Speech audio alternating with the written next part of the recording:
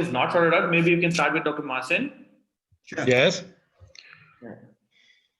So do you want me to start? Yeah, I think to be on time, I think that will be already on time. Yeah. Well, I'm ready. So if you want. Okay. Well, should we kick it off then? Yep. Yep. All right. A very good evening, everybody, and welcome to today's webinar session. I'd like to thank Dr. Manjunath Bale for organizing this and putting together a really brilliant team of thoracic surgeons who are here to give us some great talks and insights to different approaches to the thorax. Our first speaker today will be Dr. Marcin Zielinski. He's actually currently now the director of the Pulmonary Hospital in Zakopane, Poland. And he's also been the head of department of the thoracic surgery department over there since 1996. Dr. Zielinski, he's a very well published surgeon. He's got more than 140 publications out there to his name. And he's also been part of the IASLC staging committee since 2011 to 2017. He's worked with numerous European groups, and he's a very experienced surgeon and is familiar with approaching the thorax from through VATS, transcervical, and subxiphoid approaches. Today, Dr. Zielinski will be talking to us on transcervical approaches to the thorax. So take it away, Dr. Zielinski. Thank you very much. Thank you, Dr. Hai, for your introduction. Now I would probably should share screen. Yes, is it correct? Yes. To start? Okay. Do you see my presentation? Yes. Yes. Okay.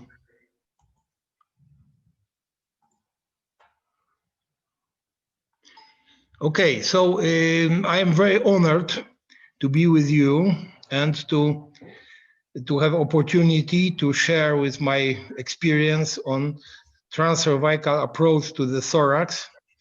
This is really an unconventional approach, as the session is called in general. So I think this topic fits to the session. The basic principles of the transcervical approach to the thorax is first to perform a typical 5 to 8 centimeter collar incision in the neck. Usually we visualize both laryngeal recurrent and vagus nerves to avoid injury of these nerves. It is safer, in our opinion, to visualize these nerves. And the critical point to get an access to the chest is elevation of the sternum with a special retractor we call Zakopane and the Zakopane 2 frame, which is very useful, and I will be able to show it. So this is the how we get an access to the chest. So as you see, collar incision in the neck. We suture ligate the anterior jugular veins. It is safer than just to ligate these veins because it prevents bleeding in 100%, in our opinion.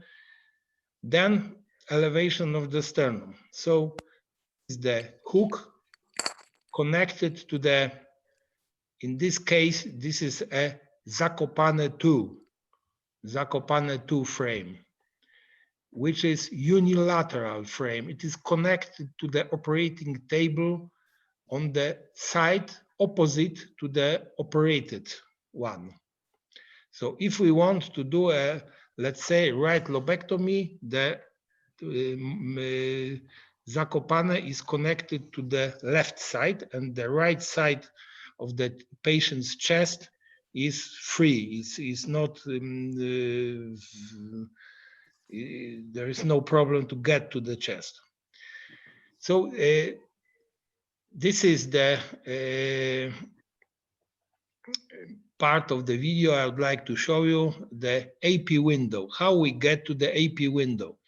Because the first procedure I would like to show is Temla. This is a procedure which is extended lymphadenectomy of the mediastinum through the neck. And now you can see the content of the AP window with this approach, and all the structures present here. This is the phrenic nerve. You can see very clearly.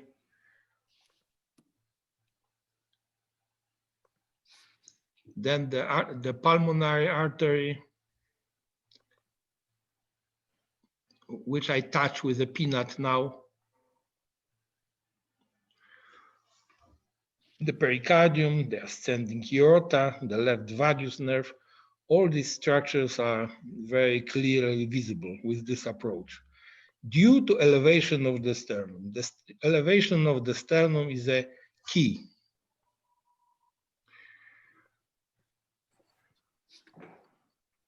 Okay. The next procedure I would like to show you is this was our hospital, which is a bit different now because this video was taken several years ago. Now we have a new wing of this hospital. So now the hospital, although it is still small, this is modernized, and we have better facilities now. So again, the hook, again the Zakopane 2 frame. This time the left side must be free for the surgeon, because the operation is segmentectomy of segment 1, 2, and 3. To get an access to the chest from the left side, it is absolutely necessary to divide the left internal mammary vein. When you cut this internal mammary vein, you have access to the chest quite similar to typical VATS. Of course, this is the approach is different. You see the lung from above, so everything, all the operative steps are a bit different. So you must to perform this kind of surgery, you must learn how to manage these structures from the other position than typical VATS. So as I mentioned, this patient undergoes segmentectomy 1, 2, and 3. So the branches of the pulmonary artery are managed with clips and distally with bipolar cautery. It is possible now to manage these structures with ligature as well, or with a stapler. Now we see the pulmonary ligament. In this case, this pulmonary ligament was divided. Normally, we do not divide the pulmonary ligament. And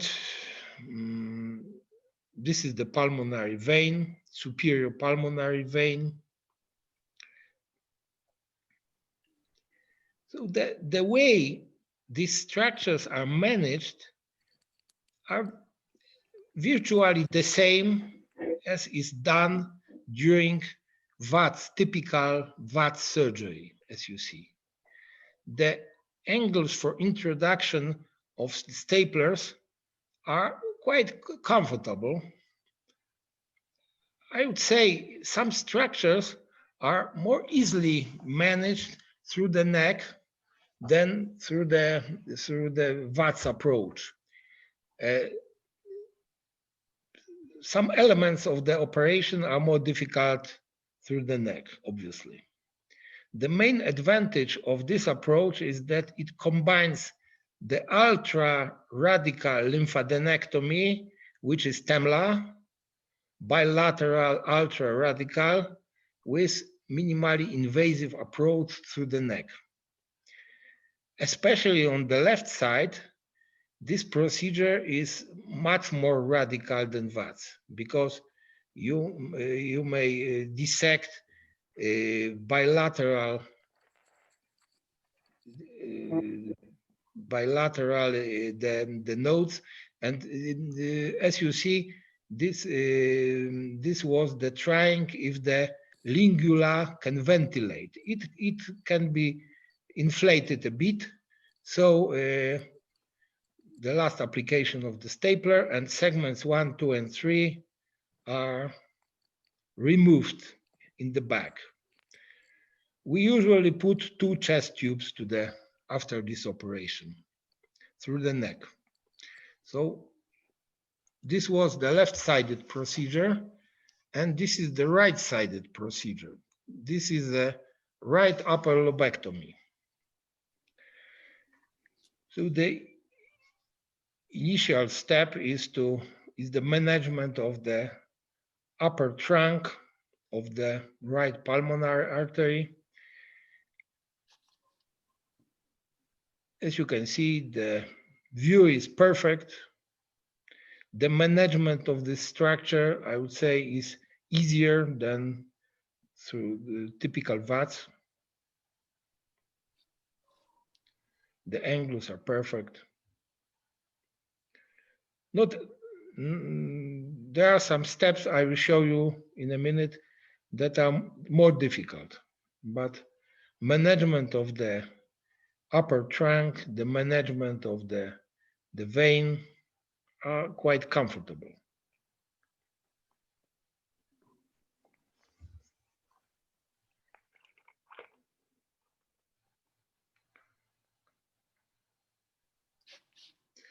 Of course, it is absolutely necessary to leave the middle lobe vein, to visualize and to spare it.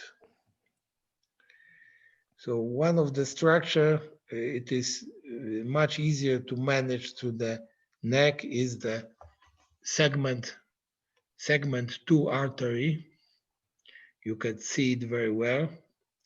Usually we manage this artery with clips. Now we have the new system for ligature with certificate for management of these vascular structures without any clips. So maybe soon we'll try to manage these structures with ligature only. The management of the bronchus to the upper lobe is more difficult through the cervical approach than through the typical VATS approach. Well, it is feasible. It looks easy on this video, but this is more difficult than with VATS. The most difficult part of this procedure is management of the fissure. So in this patient, it was relatively easy. The fissure was very good. The first step is to divide the fissure between the segment 2 and segment 6. So we put the stapler between segment 2 and segment 6. And this is the first step.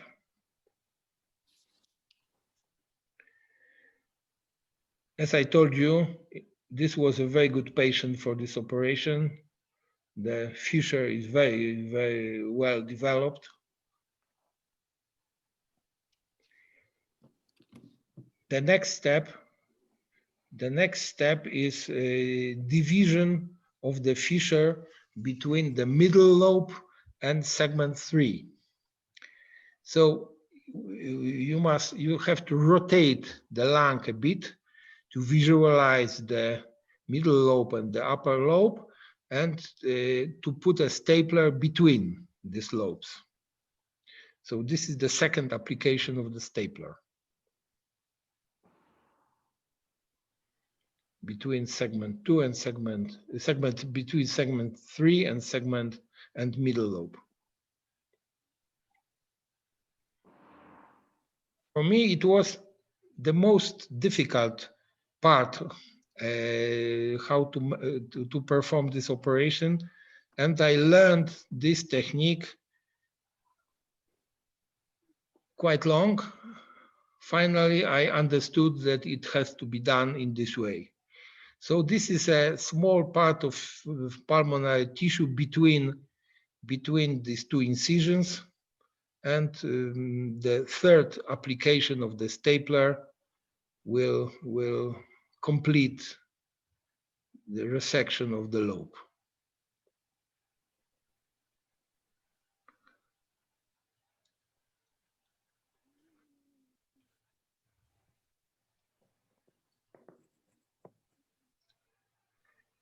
And the lobe, this was a lung cancer, so the lobe has to be removed in the back. This is quite comfortable to remove the lobe in the back through the cervical approach, which is wider than the typical VATS approach. There are no ribs that are prohibiting removal of the specimen. So this is our experience. Starting from 2000 to 2020, we performed more than 2,600 transcervical thoracic operations, including 400 transcervical subxiphoid VATS thymectomies for myasthenia and thymomas, more than 1,400 TEMLA procedures, more than 400 resections of the mediastinal tumors, 40 transcervical lobectomies combined with TEMLA, 35 esophageal dissections, and 6 attempts to closure of the right main bronchus fistula after pneumonectomy. So these 32 patients are the patients which were operated with the pure uniportal transcervical approach from 2016. The 8 other patients were operated before with transcervical plus 1 port, 1 VATS port. So our experience include 16 right upper lobectomies, 7 left upper lobectomies, 6 right lower lobectomies, and 3 left lower lobectomies. So majority of resections were on the right, but this technique enables resection on the left as well. In one patient, we have to convert because of the extensive adhesions, and in 2 patients, we had to convert because of the bleeding from the pulmonary artery. To manage the bleeding from the pulmonary artery with this approach, we had to put a sponge on the stick to control the bleeding through the neck, and then to perform thoracotomy on the typical lateral thoracotomy to manage, well, everything.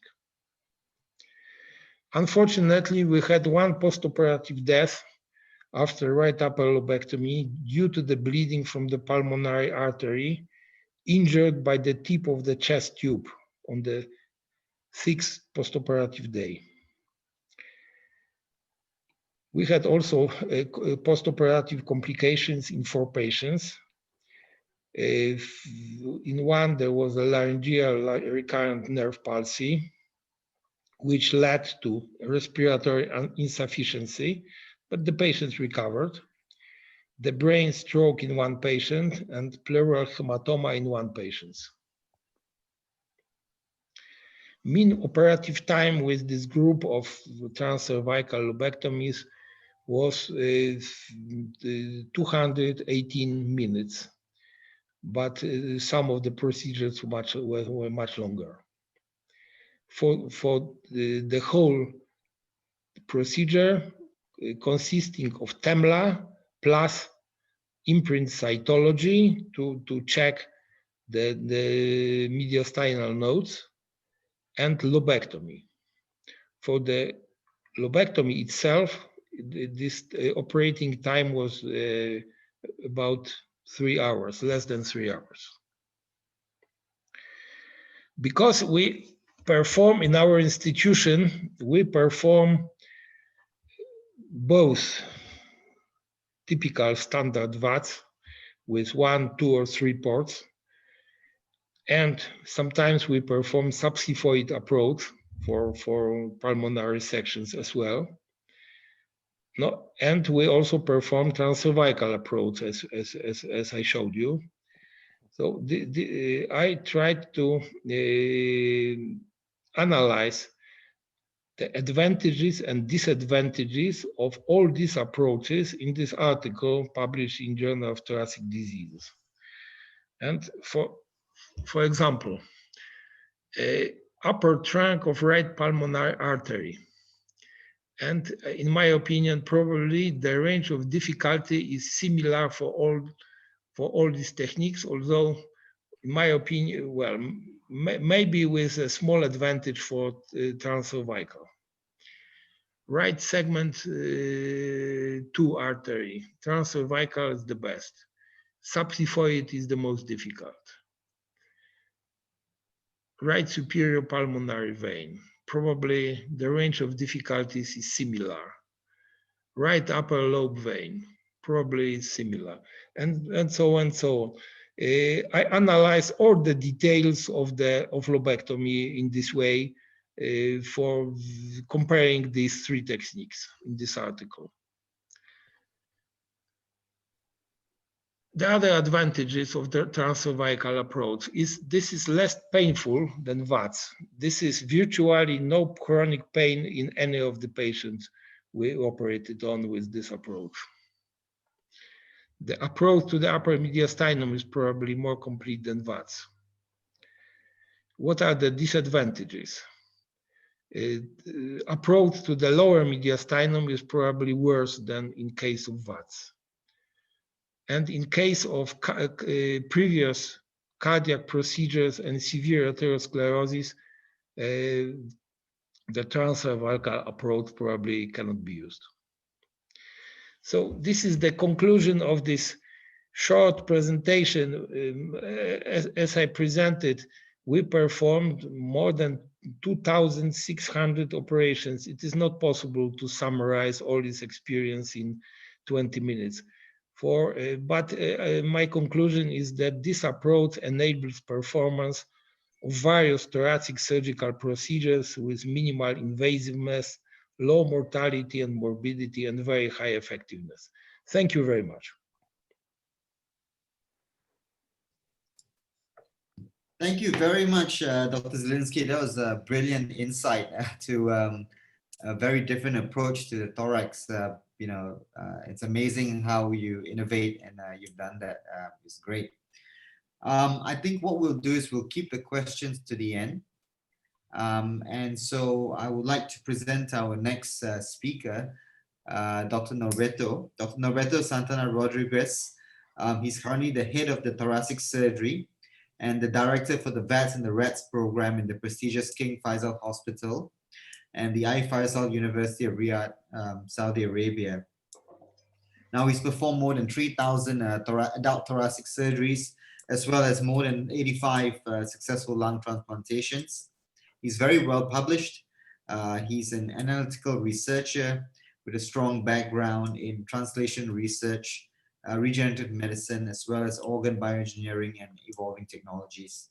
Dr. Rodriguez introduced peri-memory approaches to VATS, and he's here to give us an introduction talk on the peri-memory approach VATS to the thorax. So Dr. Norberto, you can take over right now. Thank you very much for the presentation. Can you hear me now? Yes, we can hear you perfectly. Okay, that's great, because I was having some problem with the sound. Let me share the, first of all, I would like to congratulate Dr. Zielinski for this amazing experience. Thank you.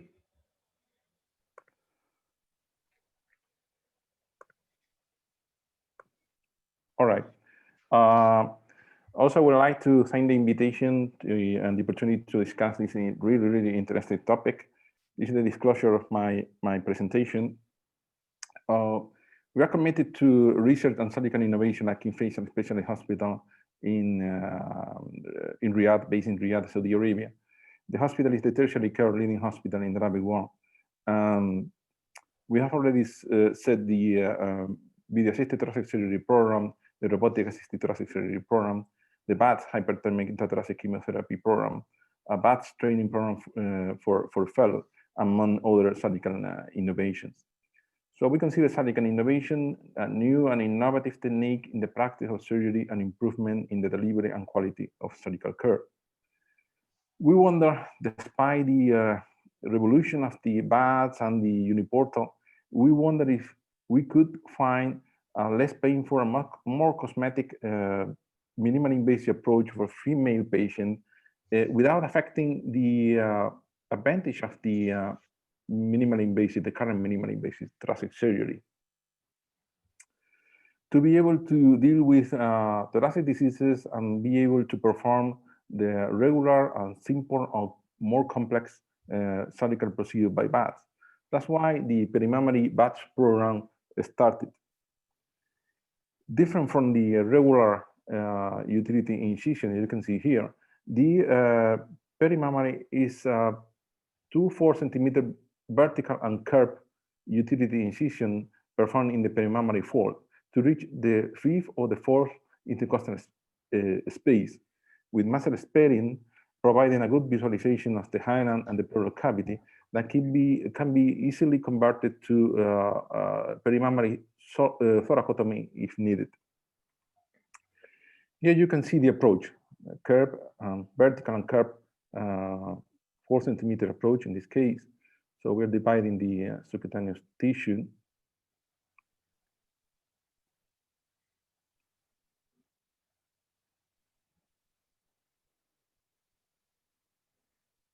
After reaching the muscle.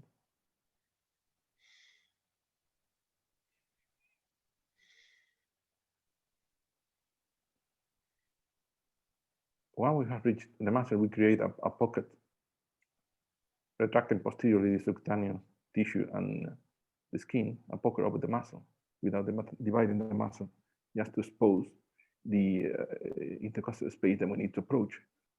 I prefer to approach the pleural cavity through the 5th intercostal space because I'm left-handed, but I'm pretty sure that many right-handed surgeons will prefer to approach the 4th intercostal space.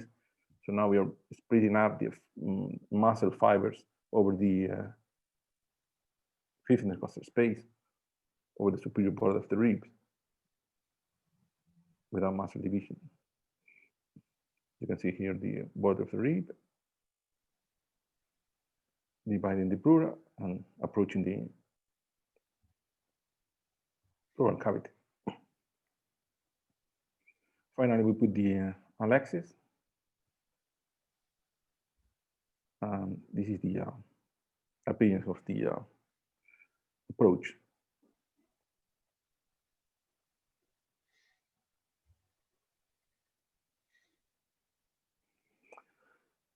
We perform perimammary BATS by using manual instrumentation, harmonic for dissection and division of the small caliber vessel, and the other regular devices that we usually do for regular minimally invasive thoracic surgery.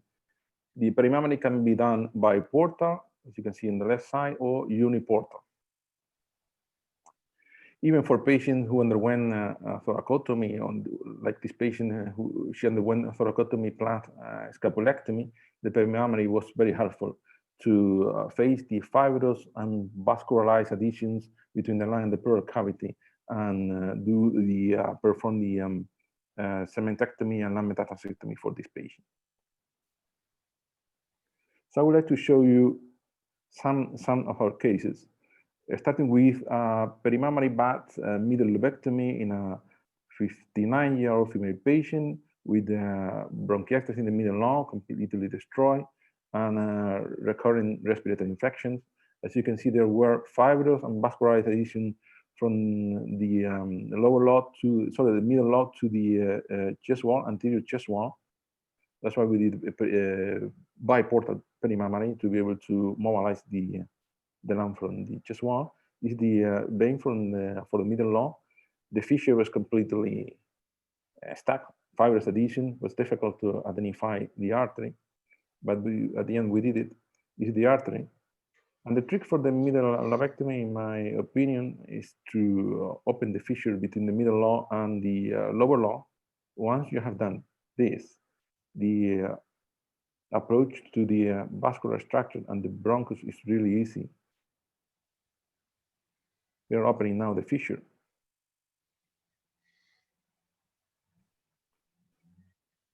There were some lymph nodes surrounding the bronchus. We are dividing now easily the vein for the middle lobe. Behind you can see the bronchus surrounded by lymph nodes.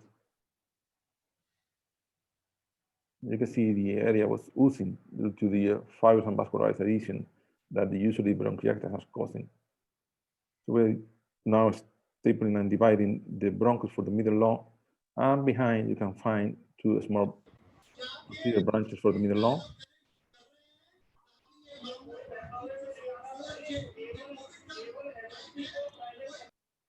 That can as well be divided through the perimammary with a staple.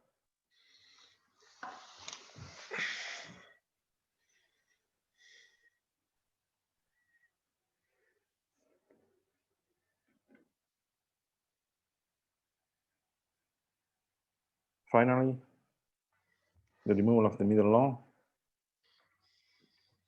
So you can see the perimammary is giving a good approach to the hilum and the pleural cavity.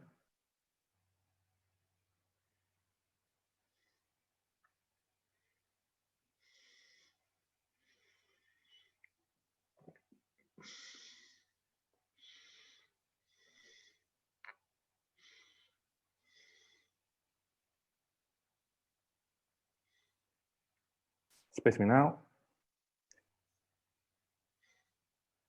Air leak test without any leak. And we usually cover the bronchial stump and the hilum with the fluorine sealant. So the patient was discharged at second postoperative day. With regards to sementectomies, I would like to show you some of them. You know that they're really technically challenging due to the anatomical variations. They're more complex than the lobectomy, and a detailed comprehension of the segmental anatomy is required to avoid compromising the viability of the remaining segments, and for sure, long experience and strong skills in that are required. This is a biportal perimammary bath, segmentectomy 2 and 6 in a 28-year-old female patient with localized bronchiectasis. The fissure was completely stuck well, fibrous adhesion. Was difficult to identify the artery, but once we have already opened the posterior fissure, it was a little bit easier. This is the artery for the superior segment of the right lower lobe by stapling and dividing.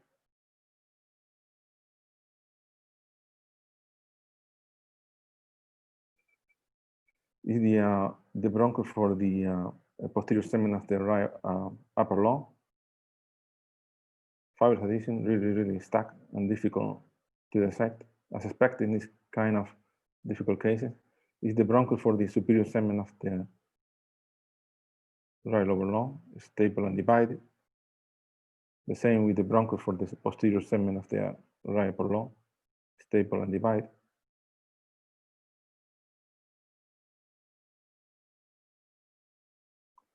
And behind the bronchus is anatomical variation. We found the posterior ascending artery.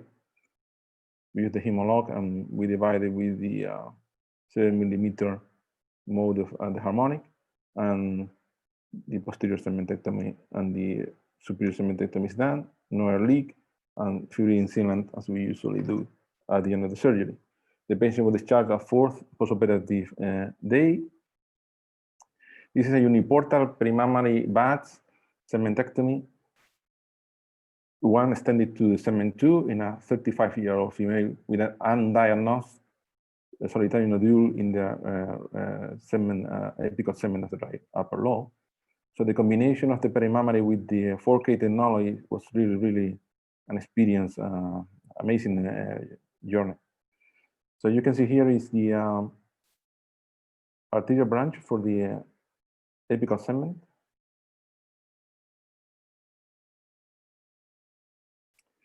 This is the vein for the apical segment and the artery for the apical segment. We're stapling and dividing the vein.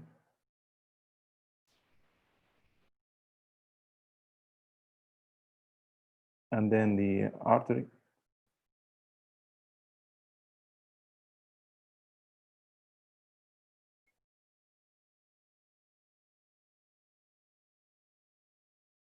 And finally, the bronchus for the apical segment. You can see the bifurcation between the B1 and B3.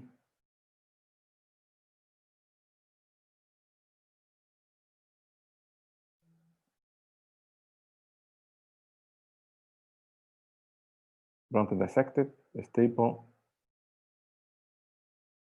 and divided. And at the end, the segmentectomy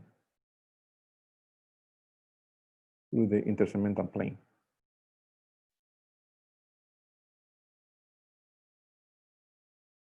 In this case, the tumor was close to the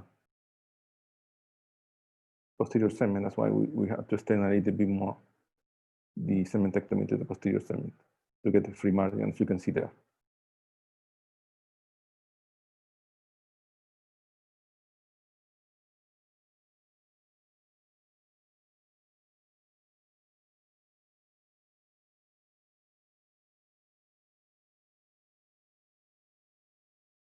The tumor was resected with the free margin. No air leak. And the patient was discharged at second postoperative day. The last segmentectomy I would like to show you is the uniportal perimammary buds fissure-less segmentectomy 3 in a patient with colon cancer mets in the anterior segment of the right upper lobe. We found two veins for the anterior segment, and the posterior intersegmental vein was a little bit located superiorly. You see the artery for the segment 3 or anterior segment of the right upper lobe after the dissection. We are stapling now and dividing the artery. We use Hemolock for the venous branches. And behind, you can see the bronch for the anterior segment of the right upper lobe. Sometimes a little bit challenging to staple due to the presence of the vein for the apical segment, as you can see here. Sometimes a little bit difficult, but we can manage. We staple the bronchus for the anterior segment. We perform the segmentectomy. There was no fissure between the anterior segment and the middle lobe.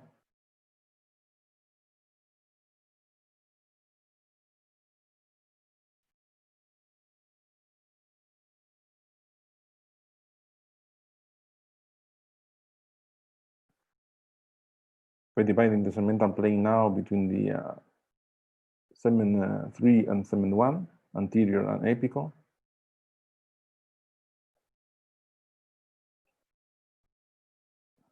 No leak. The tumor was resected with free margin, and the patient was discharged on the second postoperative day. The last, this is the some preliminary result regarding our uniportal perimammary bud segmentectomy, but I would like to highlight the main pain score is 1.6 out of 10, and the good cosmetic result and high patient satisfaction. The last case I would like to show you is the esophageal cases. This is a perimammary bud esophageal duplication cyst removal done in a 24-year-old female patient with progressive dysphagia. Through the perimammary, we could reach the posterior mediastinum very well. As you can see, we are mobilizing the cyst from the lung, because it was next to the inferior pulmonary vein. It was an extramural duplication cyst, so there was no communication with the esophagus. Just the dissection was enough to mobilize the cyst. This is the esophagus down and the cyst, esophagus and cyst.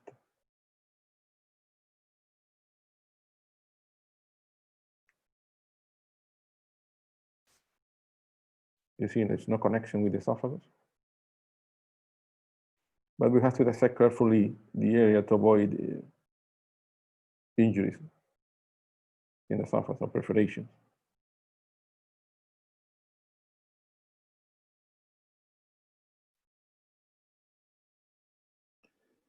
This is the area of the pulmonary vein, the inferior pulmonary vein. The cyst was stuck to the inferior pulmonary vein.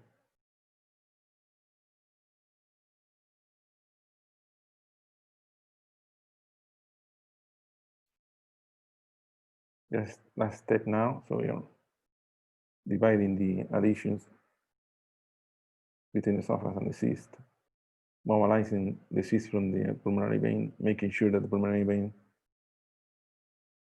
is not is well. So this is the pulmonary vein, okay, clearly, and the esophagus.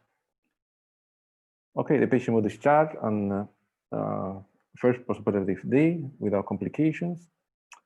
And in conclusion, I would like to say that perimammary bath is an unconventional approach.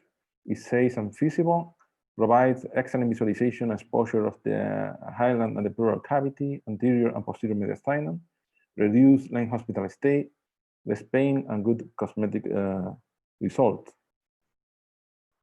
I would like to thank everyone who has been supporting our program.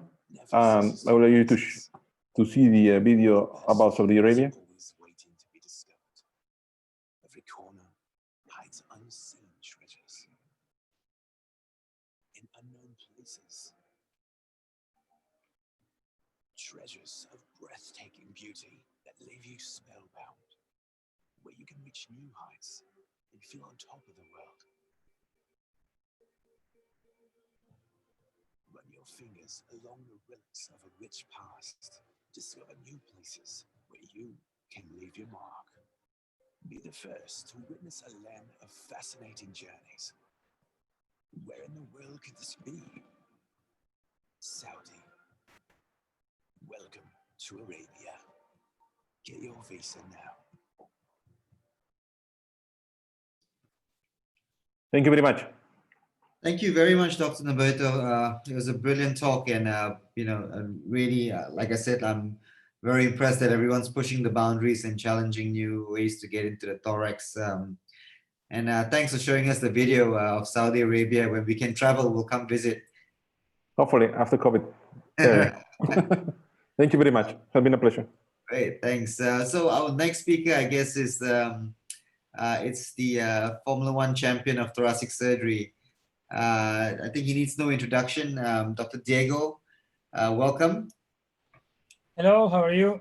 Can you hear me? Good. So, Dr. Diego, I think everyone here knows you, so I'm not going to need to give you much of an introduction. Dr. Diego is a very well recognized thoracic surgeon, and he is the pioneer of the uniportal VAT surgery, and he's a great teacher and a good friend to many of us.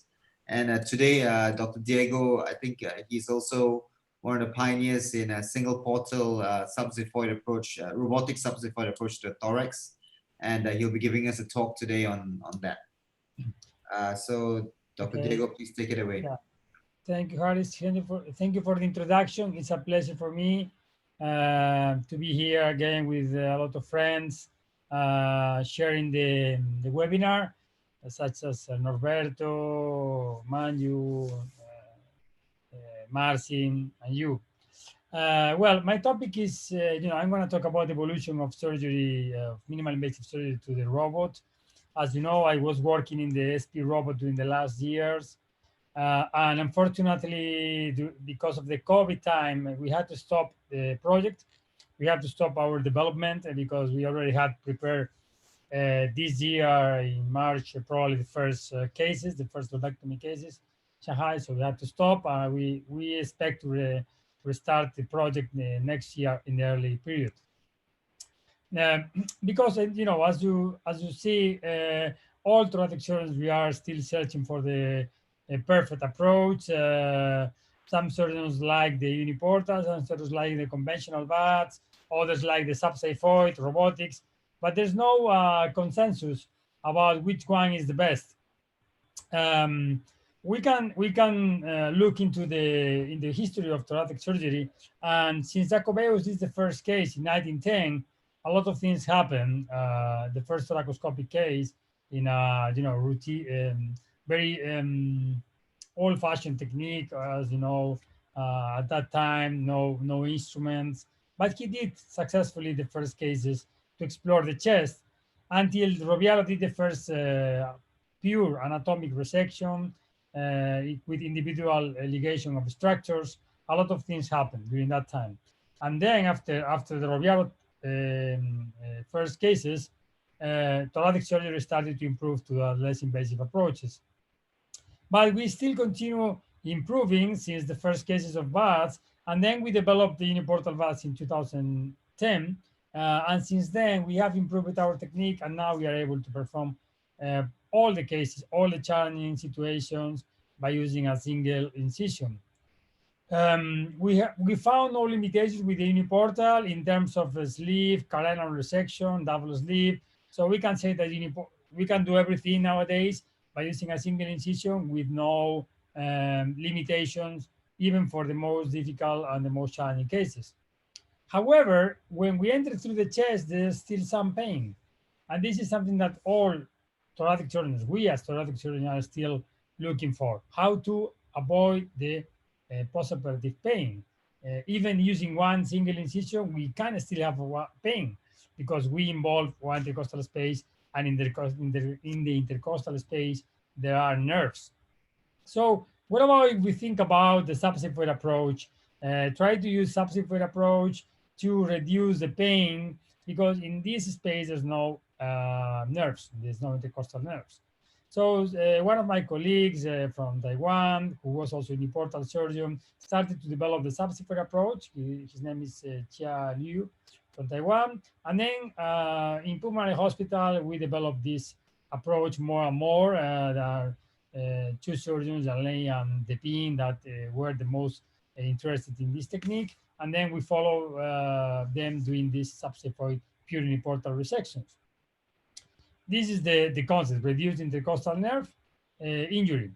But when we are doing the subxiphoid single incision VATS for lobectomy, we still find some limitations because we need longer instruments.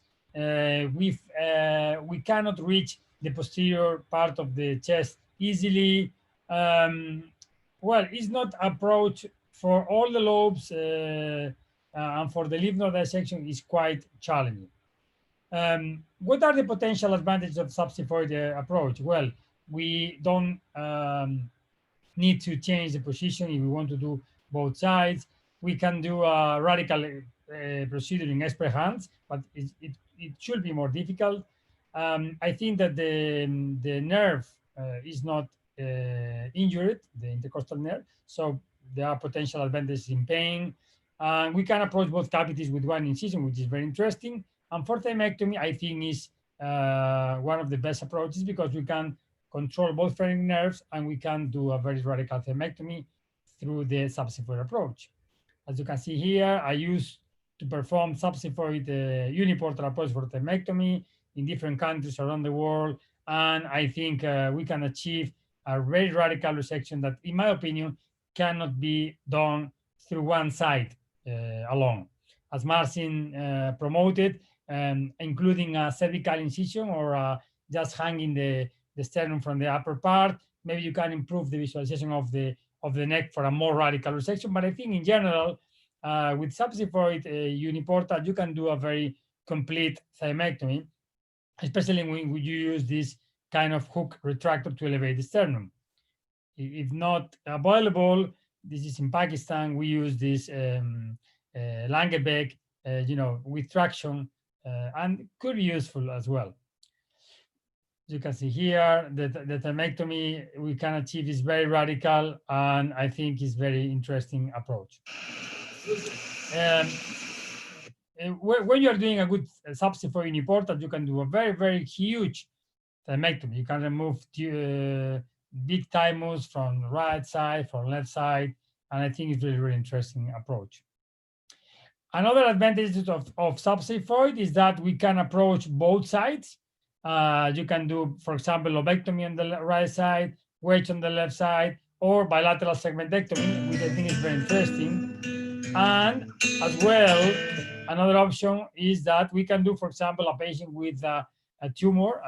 We can do a lobectomy if the patient had a lung cancer. And at the same time, if the patient has thymoma, like this case, which is very unusual, but sometimes happen, we can do the lobectomy, and we can do also the thymectomy at the same time, which that was one single approach. So I think this is one of the beauties of the subsiphoid. You can do lobectomy, lymphadenectomy, and thymectomy in the same incision, in the same surgical procedure. You can see here we exposed the supraortic trans. This patient has a thymic vein, thymic artery. You can see here thymic artery, which is very unusual, but sometimes you can find.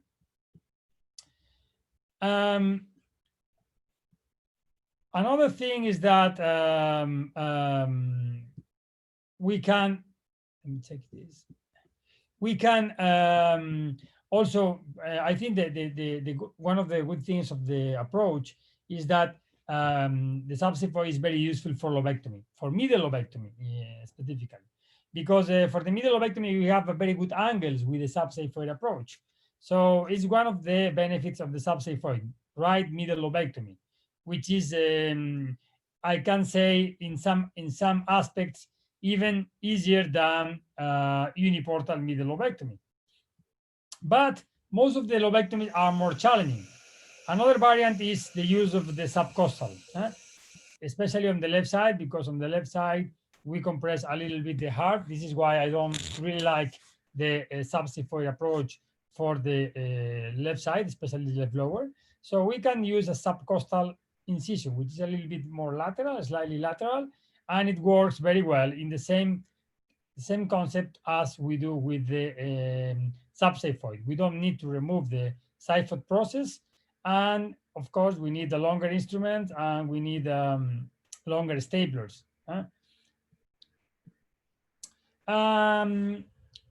We can also combine the subsiphoid approach with non-intubated, especially for middle lobectomy. I think this is a very interesting case, middle lobectomy with a patient with no intubation. As you know, in non-intubated, you need to block the vagus nerve, and it's very important to do it at the beginning of the operation with the lidocaine in the paratracheal space, so the patient now after this will not move at all. So what are the limitations of the subsiphoid approach? Well, one of the most important limitations is when the patient is obese, BMI over 30, because we have a lot of fatty tissue and the patient move a lot the diaphragm, or left-sided resections, especially left lower lobe. Of course, if the patient is a patient with a cardiac disease, it's not a good approach because we compress the heart too much. And again, for the posterior anatomy, it's a little bit difficult. For example, segment 6 or segment 2 are easier segments by uniportal, but are really challenging by subsiphoid, because everything which is posterior is more difficult by the subsiphoid approach. Lymph node dissection is limited by the subsiphoid approach. It's very difficult to perform a very radical lymphadenectomy. You can do, a good lymphadenectomy, but you spend a lot of time. And on the left side, if you want to reach the station 7, it's quite challenging. Definitely for left lower lobe, it is not a good approach, because I did a lot of left lower lobectomies by the subsiphoid, but in my opinion, it's not comfortable. As you can see, there is a long distance to reach the lobe. On the way, you compress too much the heart, and I think it's not a good approach for left lower cases. You can do it, but if you can do it, doesn't mean that you should do it. So I want to do always the best for my patients. Oh, okay, I did several, but I'm not convinced about left lower lobectomy by the subxiphoid approach. So what is the next step? How we can improve these limitations of the subxiphoid VATS technique? You know, we are always looking for the less invasive approach. We are always thinking how we can avoid pain, how we can do ambulatory surgery, how we can do single incision or even no incisions, how we can avoid scars during our operations. So maybe we may think about the Matrix film, some of the clips where they try to remove an alien from the belly by using ambulatory surgery, no incisions, no anesthesia. So we can say that this is an awake robotic with no incision surgery. But we are a little bit far from this nowadays.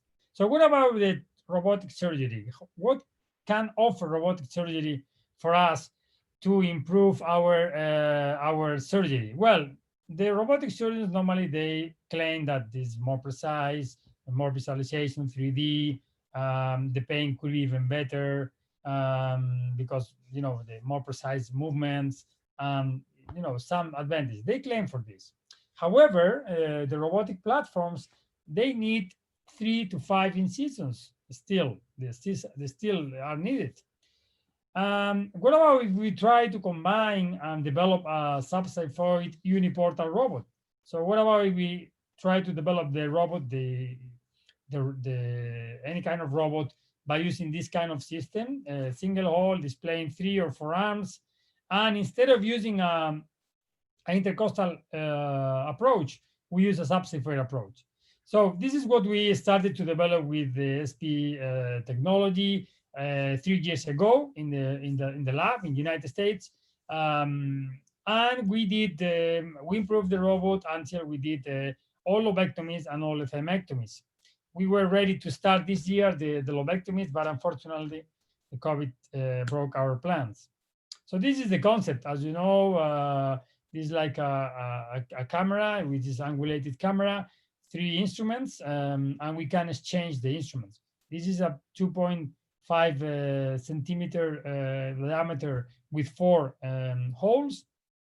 The surgeon is sitting in a console, and the system is similar to the robotic platform for the conventional robot. We published our initial experience 2 years ago. It's already published. And the idea is to use the subxiphoid approach with a gel point system because we need to insufflate CO2. If we are using a subxiphoid approach, we need to insufflate the CO2 just to put down the diaphragm and to increase the space. So I think it's very important to use this insufflation. So for this, this is the cadaver. We put this hole just for testing. It's not necessary. It's just to put the camera to see from outside and from inside what is happening. But we don't use this in the patient. So we use like an Alexis, and we adjust the gel point system. And through here, we can put the robot, and parallel to the robot, we can insert the staplers. So it is very important. For the lobectomy, we place the patient in the lateral decubitus position. And for thymectomy, we place the patient in a supine position, similar as the position as we use for subxiphoid VATS. Because the robot is still not developed with integrated staplers, we need to use a parallel trocar and insert the staplers in a parallel position. So what are the advantages? Why are we trying to develop this? Well, because we think that with this technique, the subxiphoid approach, we can reach places that with the subxiphoid VATS will be more difficult because of the ergonomy of the robot, making more flexible everything. And of course, we can use the advantages of the robot with more precise movements and with a 3D view. for the surgeon. So we think that this is still the first generation is a potential benefit for thoracic surgery.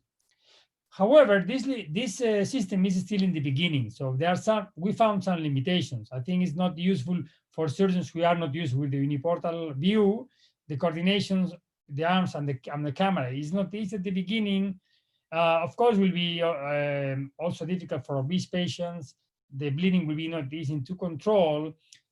We still need the additional trocar for the stapler because the staplers are not integrated yet. And I think we need to see what happened with the heart beating for lobectomy. So this is the view from the first cases. This is the lobectomy on the right side. You can see that thanks to the angulation of the staplers is quite good. And you can see this is one of the videos. I will just show you. This is the parallel trocar that we can move like this in coordination. And the angulation we can find is quite good. This is in the cadaver. And I think it's very useful. You can see we are working below the zygous vein here. And this is the superior pulmonary vein. We are dissecting the superior pulmonary vein on the right side. And we can have a quite good view. And I think this approach will be very useful when it's more developed in the future. But the lobectomies are still possible with the system we already have nowadays. Also, for the left lobe lobectomy, we think that could be improved compared with the subxiphoid bats. We also have in the robot the possibility of using angulated clips. We can angulate till 90 degrees this applier. We can use with this the Grena clips or any other kind of clips. For the lymph node dissection, you can see in the upper part, this is the view from the subxiphoid bats. You can see the view here is limited. We have an oblique view, either from this is paratracheal and this is the subcarinal on the right side. As you can see here, this is the paratracheal on the right side, and this is the view of the subcarinal on the right side. So in my opinion, it's much improved with the robot because we have this kind of angulation. So I think it's one of the benefits. And you can clearly see here, this is the right side, station 7. So this is the lung, and you can see that with the robot we can expose much better the lymph nodes. You can see here, this is the left main bronchus here. You can see on the back the left main bronchus. This is the lymph node, and this is the left main bronchus, which is improved with the robot, the view. For the left lobectomy, left upper lobectomy, I think we can have also a very nice view, and we can expose better compared with the subxiphoid bats. I think using the view with this angulation from the top, we can achieve a similar view as we have with the uniportal VATS technique. So this is one of the benefits of the robot. We have the view with angulation in 90 degrees, and then we can see from the top. So we have improved our view definitely. We can also use suturing with this technique, and I think that suturing with the robot is always easier than with VATS. So we can use the technique of the robot suturing easier. Station 7 also is improved. You can see here how we can expose a better view compared with the subxiphoid robot. A subxiphoid approach, sorry, VATS. For the thymectomy, I think it's an ideal approach. Even yet, I think we don't need too much improvement. You can see here, this is the trachea, this is the azygous vein here, the innominate vein, sorry. And I think the view with the robot is quite good for the thymectomy. In my opinion, probably the thymectomy will be the most interesting procedure to be performed by the subxiphoid uniportal SP robot. You can see the view is quite good, and I think it's really, really nice how we can expose both phrenic nerves from below, and will be easier because, as you know, subxiphoid pure uniportal approach by VATS is not so easy for the thymectomy. It's really good. You can achieve a radical resection, but it's not for every surgeon. You need quite to be quite experienced with the subsectory bats. So this is why the technology is evolving. So we need to move with the technology, and this is why for the future the use of the subxiphoid SP robot combined with maybe some kind of magnetic graspers, magnetic cameras, will make the procedure easier. Maybe, who knows, if we improve this space, we can use the intercostal access through the 7th of 8 intercostal space for some selected patients, especially on the left side. Who knows? We think that our experience is good with SP robot. We did a lot of lobectomies in the cadaver lab. We are waiting for the patients. We are waiting for the trial. We were supposed to start it in this year in March, and I hope next year we will continue with this process to continue developing the robot for the lobectomies. We have to remember that the technology and the new techniques are there, so we need to use it, but we need to use the best for our patients. And I recommend you to come again next year to our training course in Shanghai, and probably to start the first lobectomies with SP robot there. Thank you very much. Thank you very much, Diego. Again, a very brilliant speech, a very brilliant talk, and a great introduction to the single port robot. I'm going to kick off the questions today. Dr. Marcin, we actually would like to start with you. We have a lot of questions for you regarding the transcervical approach to the lung. The first question actually is that has this become a standard approach in your center? And are you training your residents or your doctors under your team to perform it? Dr. Marcin, can you unmute your...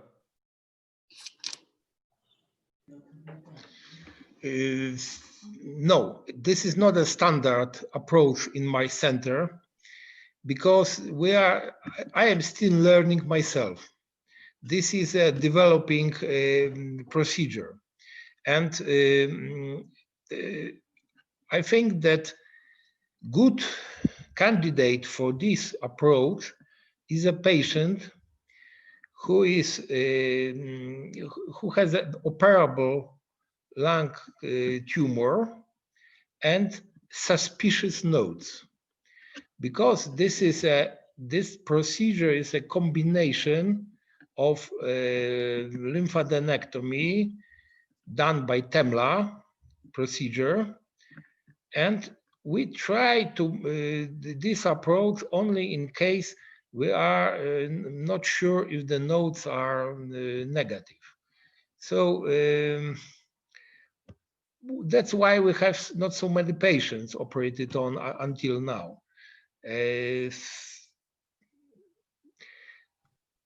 I can repeat after Diego the same. This is not a good time for innovations now. We have a difficult time with COVID, and we are working in a quite different way now. So I think that maybe after COVID we'll come back with more energy to this approach. Maybe we'll do some. We've lost you. If you're muted, sorry. What about now? It's okay? Yes, much better. Thank you. So the time will come when I will try to teach other people to do Great, thank you. I think one question from one of our participants was that the cases that you converted as you are operating in supine position, how do you manage to turn them over? Do you have to re-drape and stuff, or how do you proceed with that move? Is this a question for me? Yes, yes. So you operate the transcervical approach via Yes. supine position, and if you do get a pulmonary artery bleed, Yes. how did you manage to turn the patient over to a lateral decubitus position to proceed with a thoracotomy? The lobectomy is performed in a semilateral position. So Okay. the site where there is a pathology is a bit elevated. Okay. And the side of the patient the chest of the patient is already prepared to perform the VATS or thoracotomy in every patient. So there is no any special preparations for conversion. Great. Thank you so much, Dr. Martin. Um, Dr. Nobeto, we've got a question basically asking the inframemory approach. If you were to convert, why would you continue extending the inframemory approach instead of doing a thoracotomy? Thank you very much for the question. Yeah, it's easy to do it. You have to follow the perimammary fold, so upwards and downwards. So you have now a large space to move and enlarge the thoracotomy, the intercostal space. Okay, so but the thoracotomy is you're cutting cross like a T instead of doing a. No, without T, just semicircumferential. Okay. Thoracotomy through the perimammary approach. So Okay. you can retract more posteriorly the subcutaneous tissue and open more the muscles. So get more space in the intercostal space. Right. Okay. And has this become a standard approach in your center? Yeah, it's a standard approach, but we are learning more about it. It's a surgical innovation that we wanted to push a little bit forward, but still learning. I guess that we can do more complex cases with Diego or the tensionists if they want to come to Saudi Arabia with us. Great. Do you keep this only for female patients, or do you also do it for male patients? Yeah, for female patient. In male patient, we're using the perioral approach, but we're still working on it. Great. Okay. Thank you very much. Welcome. Dr. Diego, I think you mentioned about the subxiphoid approach to the robotic subxiphoid approach. Do you feel that there is a role to doing the same procedure but via the uniportal approach through the thorax? Well, I think there are a lot of potential benefits of this approach, but we have to think that we are still in the beginning. You know, this robot was not developed initially for the lung, but then we started to develop it for the lung because we have the idea, why not? And then we contact this company, and then we started to do it. But this is the beginning. So we are improving now to make it better for the lung. So I think in the future, I'm sure that the SP robot, either from subxiphoid or for intercostal or wherever, will be improved, and we will be able to do everything. I'm sure, because this is the same concept that is with the uniportal. When we started with the uniportal, at the beginning we were very far for sleeve resections, for double sleeve, or other things. But nowadays I think we can say that with the uniportal we have improved and we can do everything. So this is the same with the SP robot. We are still in the beginning. This is still a baby. I'm sure that with the new technology will be a very good tool for the surgeons in the future. Great, excellent. I think we don't have much questions today now. And I think it's getting a bit late. It's been 1 hour 45 minutes since our beginning of our webinar today. Dr. Manjunath, would you like to add anything? Oh, you're muted too. Dr. Manjunath, you're muted. There are some questions in the chat. Yeah. This is to Dr. Zielinski. What is the average tumor size in case of transcervical, and would a bigger size tumor allow you to think of a conventional approach rather than a transcervical approach? Could you repeat, because I'm not sure if I heard you well. Is there a size cutoff for your transcervical approach? Well, the biggest tumor I operated through this approach was T4, so more than 7 centimeters. But the hilum was relatively free, so I decided to, and there were suspicious nodes. So I removed the nodes.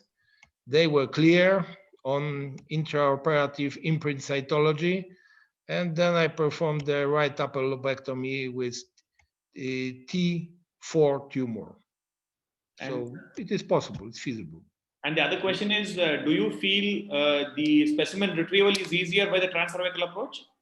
Well, I think the extraction of the specimen is easier through transcervical approach than through VATS approach.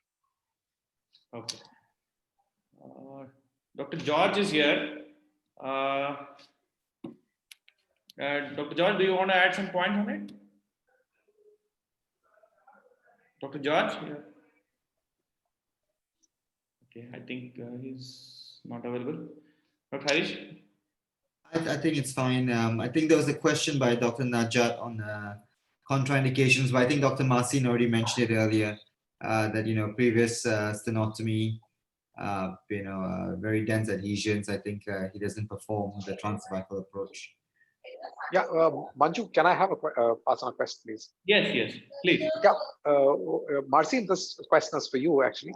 What are the precautions you take to prevent postoperative pain? Any analgesic which you give, and what route of analysis you give? Well, we didn't do any formal analysis of pain, but we did so many transcervical operations that I can assure you that there is no chronic pain after transcervical approach in any case.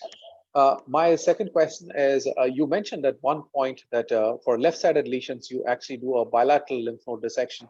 Is that your standard policy, that you do address bilateral mediastinal lymph nodes for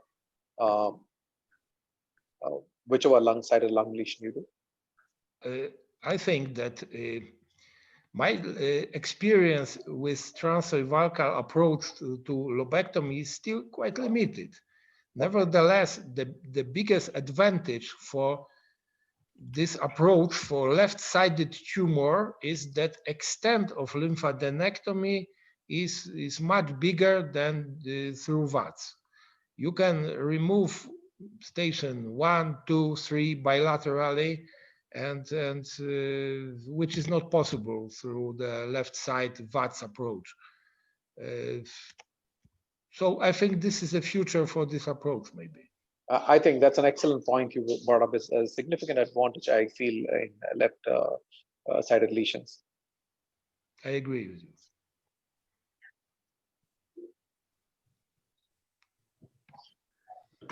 Okay, great.